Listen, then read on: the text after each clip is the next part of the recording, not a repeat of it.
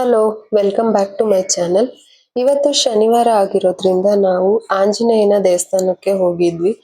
ಎಲ್ಲಪ್ಪ ಅಂದ್ರೆ ದಾಬಸ್ಪೇಟೆ ಹತ್ರ ಇರೋ ಸೀತ್ಕಲ್ ಆಂಜನೇಯ ದೇವಸ್ಥಾನಕ್ಕೆ.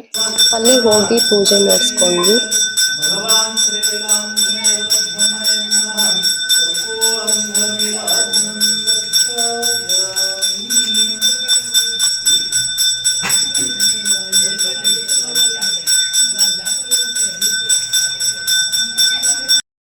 ಪೂಜೆ ಆದ ನಂತರ ಅಲ್ಲೇ ಸ್ವಲ್ಪ ಹೊತ್ತು ಕೂತ್ಕೊಂಡಿದ್ವಿ.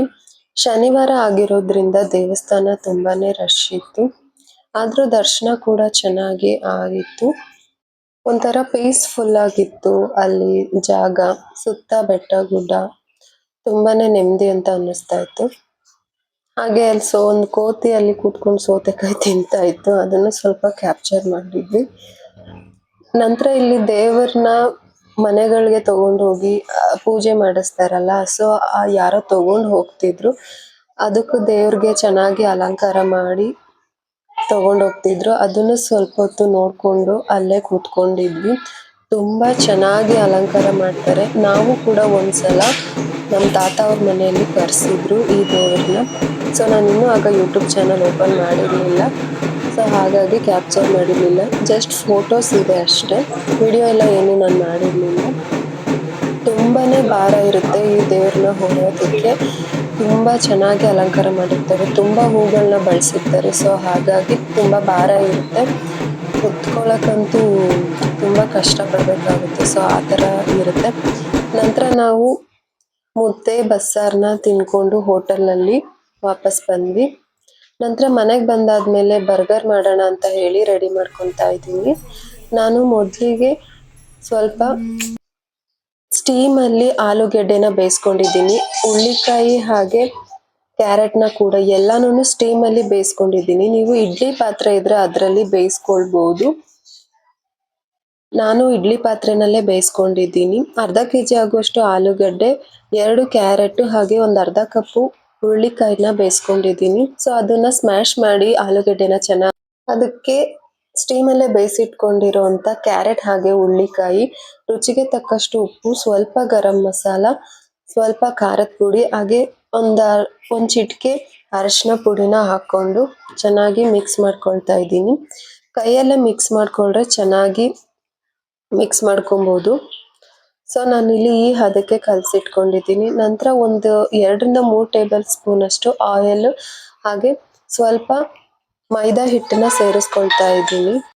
ಈ ಕನ್ಸಿಸ್ಟೆನ್ಸಿಗೆ ಬರೋ ಥರ ಚೆನ್ನಾಗಿ ಮಿಕ್ಸ್ ಮಾಡ್ಕೋಬೇಕು. ಆಲೂಗೆಡ್ಡೆ ತರಿಯಾಗಿದ್ರೆ ಎಣ್ಣೆಯಲ್ಲಿ ಫ್ರೈ ಮಾಡ್ಕೋಬೇಕಾದ್ರೆ ಹೊಡ್ಕೊಳ್ಬಿಡುತ್ತೆ, ಚೆನ್ನಾಗಿರೋದಿಲ್ಲ.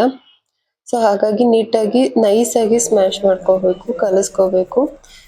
ನಂತರ ಒಂದು ಉಂಡೆ ಕಟ್ಕೊಂಡು ಈ ಥರ ಒಡೆಗೆ ನಾವು ತಟ್ಕೋತೀವಲ್ಲ ಆ ಥರ ತಟ್ಕೋಬೇಕು. ಅದನ್ನ ಸ್ವಲ್ಪ ತಿಕ್ಕಾಗೇ ಇರಬೇಕು, ಜಾಸ್ತಿ ತುಂಬ ತೆಳು ಆದರೆ ಚೆನ್ನಾಗಿರೋದಿಲ್ಲ. ಸೊ ನಂತರ ಒಂದು ಬ್ರೆಡ್ ಕ್ರಮ್ಸ್ ತಗೊಂಡು ಅದರಲ್ಲಿ ಚೆನ್ನಾಗಿ ಈ ಥರ ಮಿಕ್ಸ್ ಮಾಡ್ಕೊಳ್ತಾ ಇದ್ದೀನಿ. ನಂತರ ಇದನ್ನು ಕಾದಿರೋ ಎಣ್ಣೆಗೆ ಹಾಕಿ ಒಂದು ಸ್ವಲ್ಪ ಹೊತ್ತು ಫ್ರೈ ಮಾಡ್ಕೋಬೇಕು. ಅಂದರೆ ಬ್ರೌನ್ ಕಲರ್ ಆಗೋವರೆಗೂ ಫ್ರೈ ಮಾಡಿಕೊಂಡ್ರೆ ಬರ್ಗರ್ ಒಳಗಡೆ ಇಡೋದಕ್ಕೆ ರೆಡಿ ಆಗುತ್ತೆ. ಸೊ ಈ ಥರ ಚಿಕನ್ನಲ್ಲೂ ಕೂಡ ಮಾಡ್ಕೊಳ್ಬೋದು. ನಾನಿಲ್ಲಿ ವೆಜ್ದು ಮಾಡ್ಕೊಳ್ತಾ ಇದ್ದೀನಿ.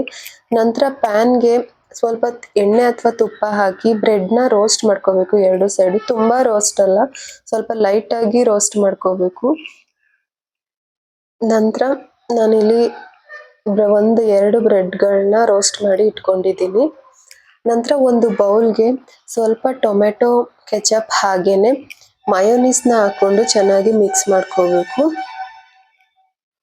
ನಿಮ್ಮ ಹತ್ರ ಯಾವುದು ಸಾಸಸ್ ಇರುತ್ತೋ ಅದನ್ನ ಆ್ಯಡ್ ಮಾಡಿಕೊಂಡು ಚೆನ್ನಾಗಿ ಮಿಕ್ಸ್ ಮಾಡ್ಕೊಳ್ಬೇಕು. ನಂತರ ನಾನಿಲ್ಲಿ ಬರ್ಗರ್ ಸಾಸ್ನ ತಗೊಂಡಿದ್ದೀನಿ.